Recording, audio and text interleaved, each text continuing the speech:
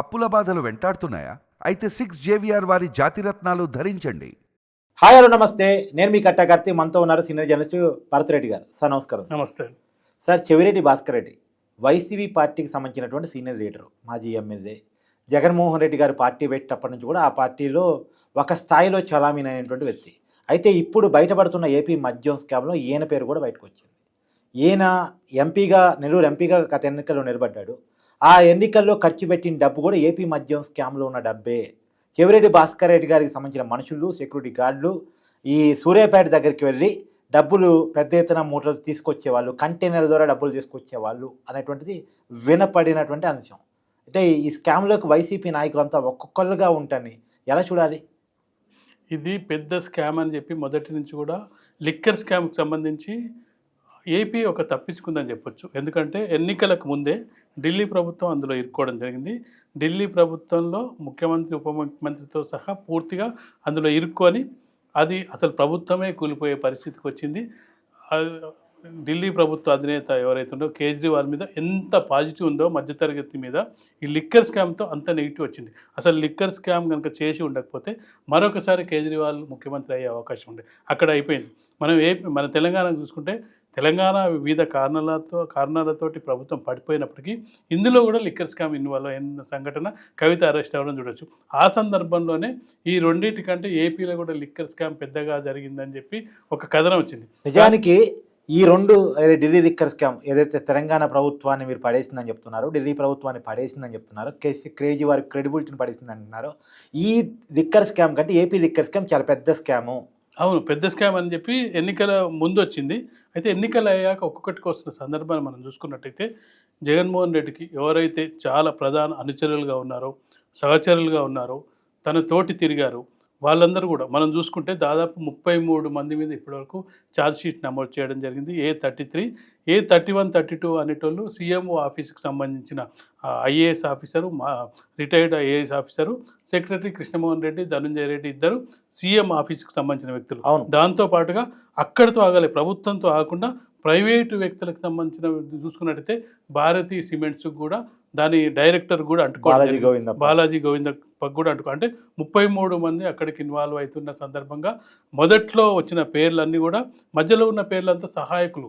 మొదట్లో విజయసాయి రెడ్డి పేరు రావడం జరిగింది, మిథున్ రెడ్డి పేరు రావడం జరిగింది, కసిరెడ్డి పేరు రాజీవ్ కసిరెడ్డి, అతను A1గా ఉండడం జరిగింది. ఇవన్నీ వస్తున్న సందర్భంలో లిక్కర్ స్కామ్ ఎంత దూరం వెళ్తుంది? ఒక దశలో చూసుకున్నట్లయితే కడప ఎంపీ అవినాష్ రెడ్డి పేరు కూడా, అవినాష్ రెడ్డి కూడా ఈ రెండింటి మిక్స్ చేసినాడు. ఫ్యాక్షన్ని ఈ లిక్కర్ను మిక్స్ చేసి బెదిరించాడనే ఆరోపణలు కూడా రావడం జరిగింది. ఇప్పుడు కొత్తగా వస్తున్న బెదిరించి అసలు అంటే షాపుల్ని వాళ్ళే తీసుకోవడం, వాళ్ళకు అనుకూలమైన వాళ్ళకి ఇవ్వడం, బ్రేవరీస్ వాళ్ళని బెదిరించడం, లేదంటే షెల్ కంపెనీస్ని క్రియేట్ చేయడం, ఈ డబ్బును వాళ్ళు మరో రూపంలో మార్చడం, ఇవన్నీ కూడా ఇప్పటి వరకు 33 మంది నిందితుల జాబితాకు సంబంధించిన ఛార్జ్షీట్ ఫైల్ దాన్ని చూస్తే ఇవన్నీ ఈ డబ్బునంతా కూడా భూముల రూపంలో తెలంగాణలో, హైదరాబాదు లేదంటే బెంగళూరులో భూముల రూపంలో, బంగారం రూపంలో వీళ్ళు కన్వర్ట్ చేశారు. ఈ కన్వర్ట్ చేసిన డబ్బు ఎక్కడికి పోయింది అనే దాని మీద విచారణ కొనసాగుతుంది. ఆ డబ్బు ఎక్కడికి వచ్చిందంటే ఇప్పుడు మనకున్న దీన్ని బేరీజ్ వేసుకున్నట్టయితే కంటైనర్లకు ఎక్కింది అనేది అర్థమవుతుంది. ఈ డబ్బు అంతా ఎక్కడికి వెళ్ళింది అంటే కంటైనర్లకు ఆ డబ్బు రూపంలో. ప్రపంచ రాజకీయాలు, దేశ రాజకీయాలు, రాష్ట్ర రాజకీయాలు సార్, ప్రపంచ రాజకీయాలు కూడా కంటైనర్ చుట్టూ తిరుగుతున్నాయి. ఇప్పుడు ఉక్రెయిన్ కంటైనర్ ద్వారా డ్రోన్లు పంపించి రష్యా మీద దాడి చేసిన వార్తలు అంతర్జాతీయ మీడియాలో, అది తెలుగు మీడియాలో మాత్రం కంటైనర్ ద్వారా జగన్మోహన్ రెడ్డి గారు డబ్బులు సరఫరా చేశారనేది తెలుగు మీడియాలో. కంటైనర్లు విదేశాల్లో ఎందుకు వాడుకుంటారంటే యుద్ధం వచ్చినప్పుడు మిగతా సందర్భంలో సేఫ్ అండ్ సెక్యూరిటీ, మిగతా వాళ్ళు దాడి చేసినప్పుడు దాడి నుంచి తప్పించుకోవడానికి కంటైనర్లు వాడారు. మన దగ్గర కంటైనర్లు ఎందుకు వాడుతున్నారంటే డబ్బును దాచడానికి, దోచుకోవడానికి, దాన్ని మరో చోటికి తరలించడానికి వాడుతున్నారు. అక్కడ మనుషుల కోసం వాడితే ఇక్కడ డబ్బు కోసం వాడుతున్నారు. డబ్బు కోసం వాడుతున్నారు. అది ఎక్కడ ఖర్చు పెడుతున్నారు? ఎన్నికల సందర్భంగా ఎన్నికల కోసం ఖర్చు పెడుతున్నారు. వాళ్ళ కంపెనీల కోసం, సెల్ కంపెనీల కోసం, బ్లాక్ ని వైట్ చేసుకోవడం కోసం. సెల్ కంపెనీస్ చాలా, అసలు లేని కంపెనీలని క్రియేట్ చేయడం, అసలు లాస్ట్ లో ఉన్న కంపెనీలను వీళ్ళు ఎత్తుకోవడం, వీళ్ళు సెలెక్ట్ చేసుకోవడం.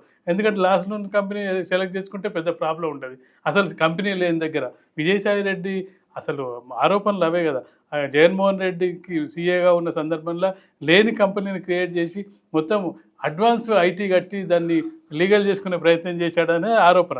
కాబట్టి ఇప్పుడు అసలు ఈ చెవిరెడ్డి భాస్కర్ రెడ్డితో ఆగుద్దా ఈ లిక్కర్ స్కామ్? ఇంకెంతమంది ఉంటారు వైసీపీ నాయకులు అందరి చుట్టూ? అదే ఇప్పుడు నేను అన్నది కూడా అదే. ఇప్పుడు ఇందాక మీరు అవినాష్ రెడ్డి పేరు తీశారు, ఇప్పుడు చెవిరెడ్డి పేరు వచ్చింది. తర్వాత అంటే వైసీపీ నాయకులు అందరి మెడకి చుట్టుకుంటుందా? అంతిమంగా జగన్మోహన్ రెడ్డి గారి మెడకి చుట్టుకునేది అంటే ఏం డౌట్ లేదు. కానీ జగన్మోహన్ రెడ్డి గారి పేరు వచ్చేలోపు మిగతా నాయకులు అందరి పేరు దీంట్లో వచ్చేస్తాయా అంటే ఖచ్చితంగా జగన్మోహన్ రెడ్డి సెంటర్ పాయింట్ అయితే తన చుట్టూన్నారు ఒక్కొక్క లేయర్ బయటకు వస్తుంది. First layer, second layer, third layer అనుకుంటా. ఈ లేయర్ అయిన తర్వాత మళ్ళీ ఏమంటారు చదరంగంలో పావులాగెళ్ళి జగన్మోహన్ రెడ్డి దగ్గర ఆగాలి. ఈలోపు మిగతా వాళ్ళందరూ కూడా తనతో మంత్రులుగా పనిచేసిన వాళ్ళు, ఎమ్మెల్యేలుగా పనిచేసిన వాళ్ళు, తనతో చాలా దగ్గరగా ఉన్నారు, తన ఇంటి మనుషులు, అలాగే చూస్తే తన సీఎంఓ ఆఫీస్ మనుషులు, వీటన్నిటికీ చుట్టూ తర్వాత లాస్ట్కు అంతిమ లబ్ధిదారు అనే దగ్గరికి వచ్చినప్పుడు అంతిమంగా లబ్ధి పొందింది ఎవరు అన్న దగ్గరికి వీళ్ళు ఎవరో ఈ 33 మంది 40 మందిలో ఎవరో ఒకరు ఖచ్చితంగా బయట పెట్టే అవకాశం ఉంటుంది. అసలు ఏ విధంగా స్కామ్ జరిగింది, ఎందుకు స్కామ్ జరిగింది అనేది పూర్తిగా సిట్ ఆధారాలు సేకరించే పనులు ఉంది. ఒక మాజీ ముఖ్యమంత్రిగా పనిచేసిన జగన్మోహన్ రెడ్డిని అంత ఈజీగా ఇరికించడానికి వాళ్ళు ప్రయత్నం చేయట్లేదు.